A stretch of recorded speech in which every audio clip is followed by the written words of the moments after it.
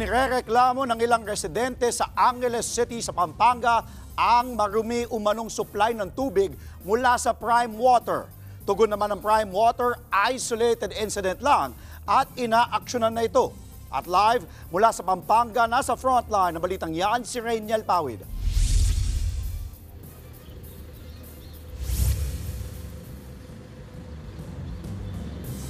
Andre, halos gabi-gabi nga na puyat daw yung mga residente rito dahil nga sa kakahintay sa oras ng gabi kung kailan malakas yung supply ng tubig. Yung ilan naman sa kanila, bumibili na lang ng galon-galon na distilled water. Prime water, ano to? Diyos ko, paano kayo maliligo nito? Tubig is life lalo na ngayong tag-init, pero paano kung mistulang burak ang lumalabas sa inyong gripo?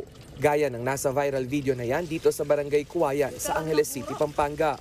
Sa video ng residenteng si Lala Kaligagan, makikitang malakas man ang tubig sa gripo, kulay itim naman ang lumalabas dito.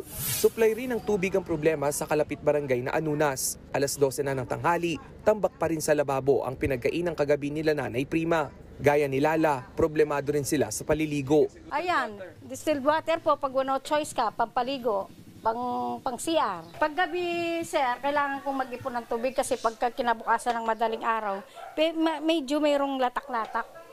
Parang may dumi.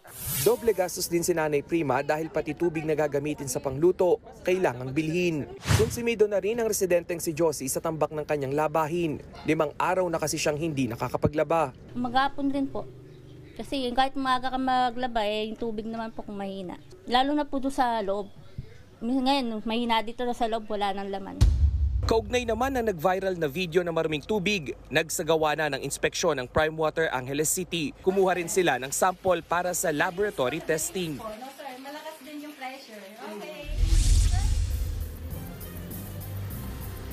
Andre, doon nga sa pahayag or latest statement nitong Prime Water Management ay sinabi nila na yung nangyari doon sa maitim na tubig sa video ay bahagi lamang nung kanilang flashing o maintenance activity at nanigurado naman sila ng dekalidad na serbisyo at mas maayos na supply ng tubig sa mga susunod na araw. Andre, liwanagin din natin yung 2:30 PM Frontline Express balita kanina na nililinaw po ng News 5 Management na walang kinalaman si dating Bamban Mayor Alice Go sa issue ng maruming tubig dito sa Angeles City. Yun po yung naipalabas na detalye kanina, 2:30 PM. At yan muna ang latest mula dito sa Angeles City.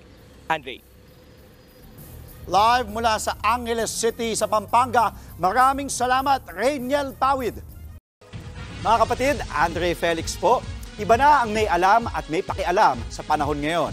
Para sa tuloy-tuloy na balitaan sa Frontline kahit weekend, mag-follow at subscribe sa social media pages ng News 5.